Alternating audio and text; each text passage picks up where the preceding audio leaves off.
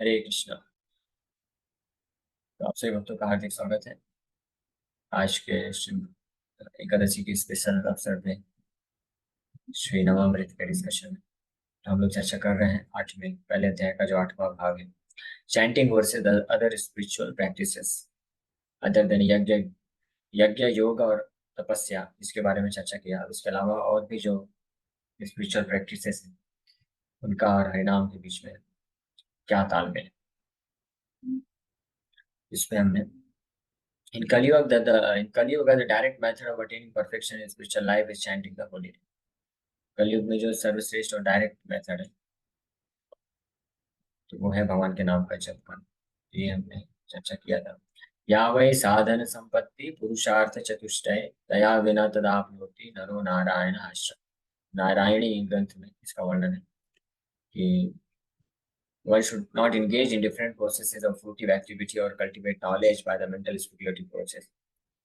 One who is devoted to the Supreme Personality can attain all the benefits derived from other yogic processes, speculation, rituals, sacrifices, charities.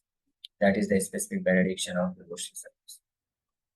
Simply by chanting the holy name of Krishna, Hare Krishna, Krishna Krishna, Hare Hare, Hare Ram, Ram Ram, Hare Hare. A devotee of the Lord can approach the supreme destination easily and happily, but this destination cannot be approached by any other processes of religion. तो केवल हरे कृष्ण महामंत्र का जप करके व्यक्ति को अन्य किसी भी प्रकार के योग, ज्ञान और अलग अलग रीति रिवाज, कार्यकलाप, यज्ञ, दान, तपस्या ये सब करने में कोई आवश्यकता नहीं है। ये इस ग्रंथ में नारायणी में श्लोक से सूचित होता है, पता चलता है।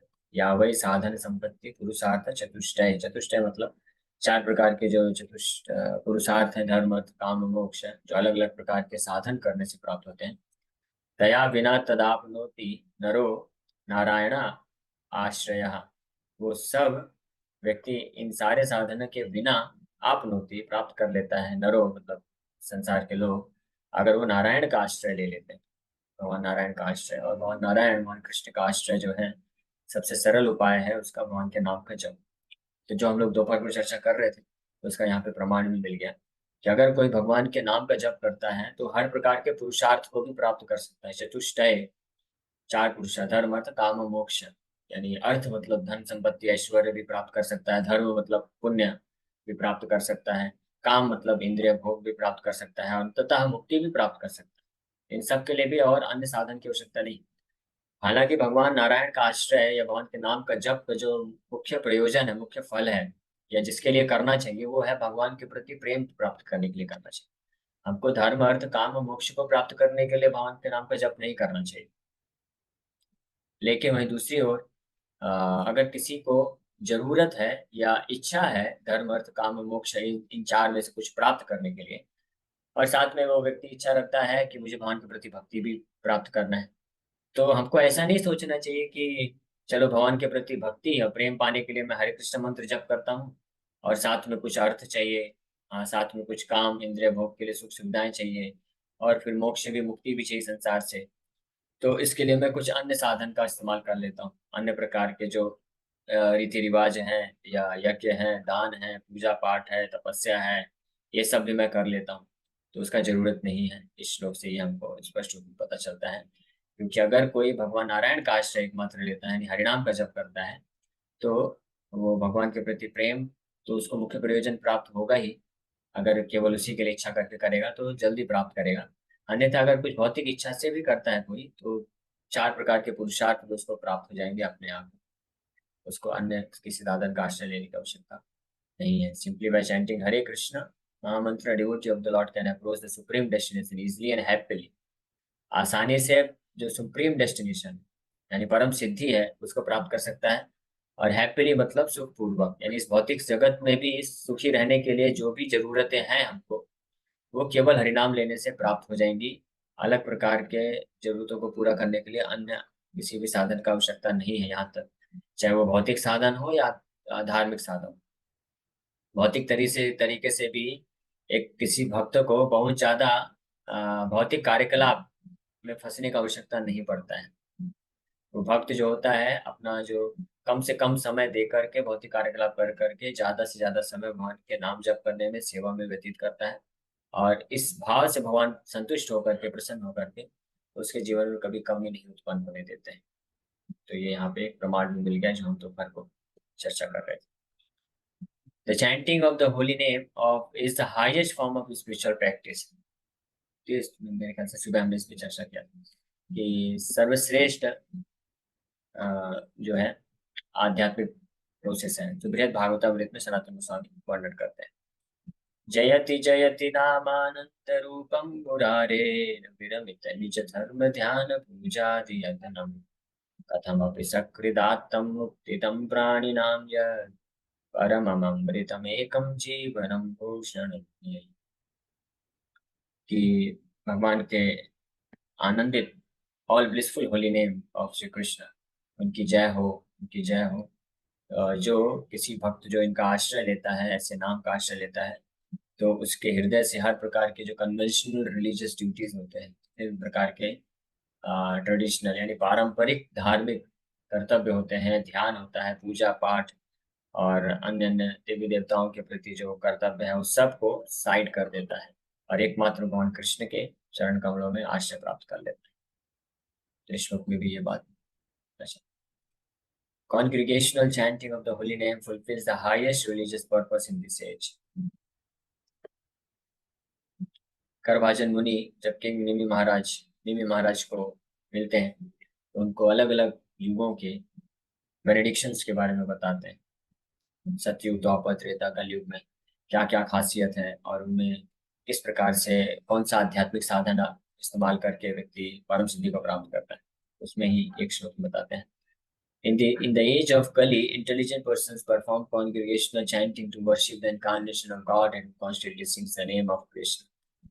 Although his complexion is not black, he is Krishna himself. He is accompanied by his associates, servants, weapons, and confidential companions. ये बहुत ही फेमस श्लोक है भागवतम का, जिसमें भगवान श्री चैतन्य महाप्रभु के प्रेडिक्शन के अवतार का प्रेडिक्शन भविष्यवाणी प्राप्त होता है। ये श्लोक इस प्रकार से, कृष्ण वर्णम तुषा कृष्णम सांगोपांगास्त पार्षदम यज्ञ संकीर्तन प्राय यजंति ही सुमेधसा। ये जो सुमेधा है यानी असली बुद्धिमान व्यक्ति है, वो भगवान के उस अवतार का, श्री चैतन्य महाप्रभु का पूजा करते हैं, जो कि हैं, जो हमेशा कृष्ण के नाम लेते हैं, और लेकिन उनका जो वर्ण है दूसरा अकृष्ण, लेकिन वो गौर वर्ण में है खुद। तो ऐसे भगवान का कलयुग में व्यक्ति, बुद्धिमान व्यक्ति पूजा करते हैं हरिनाम के जप के द्वारा, हरे कृष्ण महामंत्र के जप के द्वारा। तो ये श्रीमद् भागवतम में प्रमाण प्राप्त होता है। In Kali Yuga, the chanting of the holy name is especially recommended for success in spiritual life. तो ये हमने ऑलरेडी चर्चा किया। The performance of other courses such as yajna, दान, तपः, क्रिया, sacrifice, charity and so on are not at all possible. Therefore, it is recommended Hare Ram, Hare Ram, Hare Ram, Keval. By chanting, one is elevated to the transcendental platform beyond those stages attained by philosophers, villages, yogis, karmis, etc. एक और विशेष बात है कि भगवान के जो नाम जप की महिमा का फायदा, जो लाभ है, अन्य जो धार्मिक क्रियाकलाप है, ज्ञान यज्ञ है, ज्ञान है, यज्ञ है, योग है, कर्म योग है, ध्यान योग है, ज्ञान योग है, और अन्य अन्य प्रकार की तपस्या है, उनको जब अच्छे तरीके से कोई करके उनकी सिद्धि प्राप्त करता है, तो सिद्धि भी जो होती है, उसका जो फल है वो भौतिक स्तर पर रहता है। लेकिन भगवान के नाम का जप जो है, वो व्यक्ति को ट्रांसेंडेंटल प्लेटफॉर्म यानी स्पिरिचुअल आध्यात्मिक स्तर पे लेके चला जाता है, यानी इस भौतिक जगत से परे लेके जाता है, ताकि व्यक्ति जो है भगवान के इस भौतिक बंधन से छूट करके भगवान के धाम में जा सके। ये एक यूनिक रिजल्ट है भगवान के नाम का आश्रय लेने का, जो अन्य प्रकार के धार्मिक कर्म कांड के करने से प्राप्त नहीं हो सकता है। ये भी एक महत्वपूर्ण अंतर है। By chanting the Mahamantra, one achieves the results of कर्म ज्ञान योगा ऑटोमेटिकली।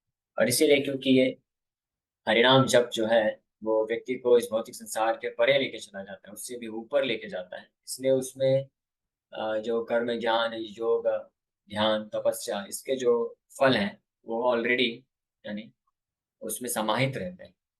क्योंकि कर्म योग कर्म योग, कर्म को करके, यानी कर्म मतलब धार्मिक पुण्य कार्य को करके व्यक्ति जब हृदय शुद्ध होता है तो ज्ञान की अवस्था में आता है। उसका रिजल्ट है, कर्म योग का रिजल्ट है कि वो ज्ञान विकसित करता है, ज्ञान योगी बनता है। ज्ञान योगी का रिजल्ट है तो उसका ध्यान भगवान के ऊपर लगता है।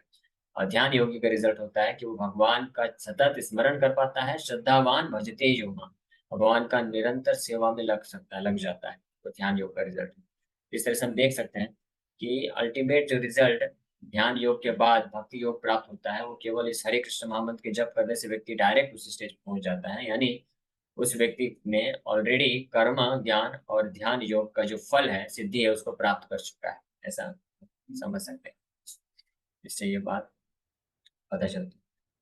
The importance of chanting Hare Krishna, Krishna Krishna, Hare Hare, Hare Ram, Ram Ram, Hare Hare is very strongly stressed in the second canto, first chapter, verse 11 of the Srimad Bhagavatam in the following way. Sukadeva Goswami tells Maharaj Parikshit, my dear king, if one is spontaneously attached to the chanting of the Hare Krishna Mahamantra, it is to be understood that he has attained the highest perfectional stage. Sukhdev Goswami Bhagavat के second canto दूसरे स्कंद के पहले अध्याय के 11 number श्लोक में बोलते हैं, एतन्निर्विद्यमानानाम् इच्छताम कुतो भयम् योगिनां नृपनिर्णीतं हरेर्नामान् कीर्तनम्. O king, constant chanting of the holy name of the Lord after the ways of great authorities is the doubtless and fearless way of success for all, including those who are free from all material desires, those who are desirous of all material enjoyment, and also those who are self-satisfied by attained concept knowledge. बता रहे हैं कि एतन निर्विद्यमानानाम इच्छताम अकुतो भयम, कि इस प्रकार से ये निर्णय दिया जा रहा है कि योगी नाम नृप ओके निर्णीतम हरे नामानुकीर्तनम, कोई भी व्यक्ति चाहे वो योगी हो या इच्छताम यानी बहुत सारी भौतिक इच्छाएं हो, या निर्विद्यमानानाम जो कि समस्त प्रकार की भौतिक इच्छाओं से मुक्त हो, अकुतो भयम जो हर प्रकार के भय से मुक्त हो, या बहुत सारी इच्छाएं रखता हो, या योगी हो, कैसा भी व्यक्ति क्यों ना हो, हे नृपा, हे राजन, निश्चित रूप में निर्णीतम मतलब निश्चित रूप में वो व्यक्ति को पूर्ण सफलता प्राप्त हो जाती है। हरे नामानु कीर्तनम, हरिनाम का कीर्तन, हरिनाम का आश्रय लेने मात्र से वो पूर्ण सफलता को प्राप्त कर सकता है। अभी बाकी जो साधन है, तो बाकी साधन एटमोस्ट है, यानी ज्यादातर सिद्धि प्राप्त करते करते व्यक्ति को मुक्ति के स्तर पे ला सकते हैं। और जो व्यक्ति मुक्त हो चुका है तो उसके बाद फिर और कोई साधन नहीं है उसको करने के लिए, वो तो मुक्त हो गया है। अब कोई धर्म, सारे धार्मिक क्रियाकलाप कर्तव्यों से वो परे चला जाता है, मुक्त हो गए। जैसे श्रील सुखदेव गोस्वामी, वो जन्म से मुक्त थे, इसलिए उनको किसी भी प्रकार का संस्कार को करने की आवश्यकता नहीं पड़ी। क्यों?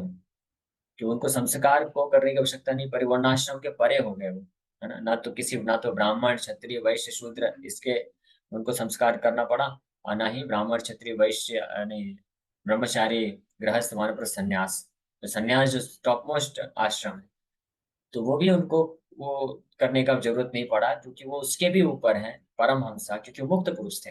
इसलिए किसी भी प्रकार का जो वर्णाश्रम धर्म है जो कि भौतिक स्तर पे होता है, कि कुछ उनके धार्मिक कर्तव्य का, अनुष्ठानों का, संस्कारों का, यज्ञ का, दान का, तपस्या का, साधन का, वैदिक अध्ययन का, ये सब करने का आवश्यकता नहीं था। क्यों? क्योंकि ये सब करने के बाद जिस सिद्धि को प्राप्त करना होता है, उस सिद्धि पे ऑलरेडी सुखदेव गोस्वामी थे जन्म से ही वो मुक्त पुरुष थे।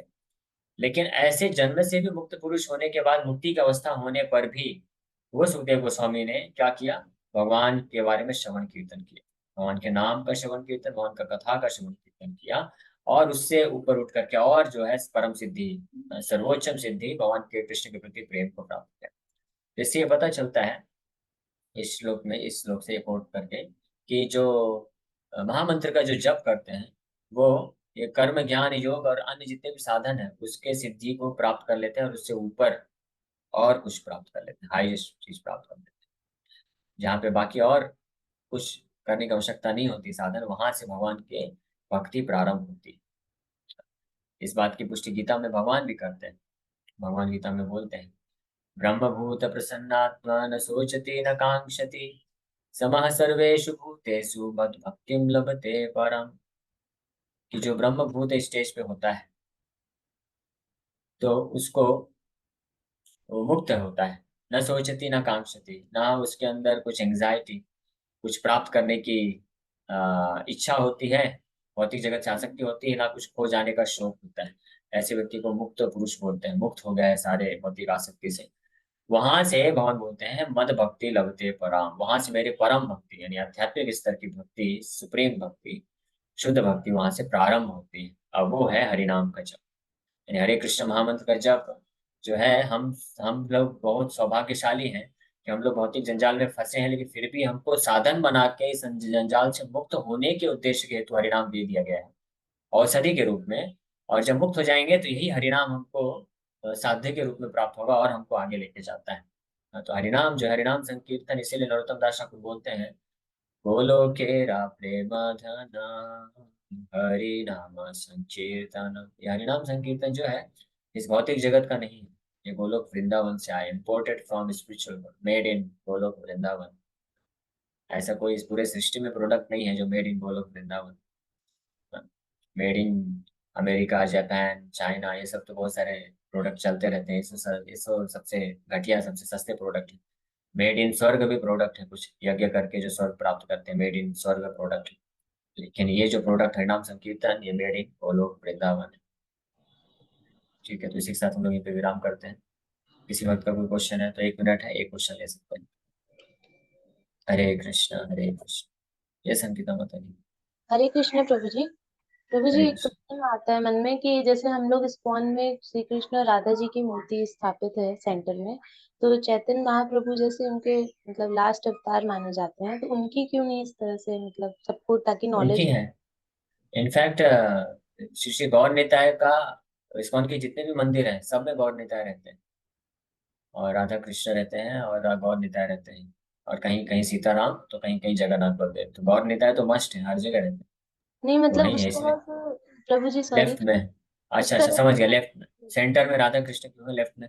तो उसके दो कारण है। एक तो जब हम प्रणाम करते हैं तो सबसे पहले प्रभुपाद जी को प्रणाम करते हैं, उसके बाद फिर हम गौर निताय के पास जाते हैं। तो गौर निताय की कृपा प्राप्त करके ही हम फिर राधा कृष्ण को प्राप्त कर सकते हैं, इसलिए पहले गौर निताय, उसके बाद राधा कृष्ण का विग्रह।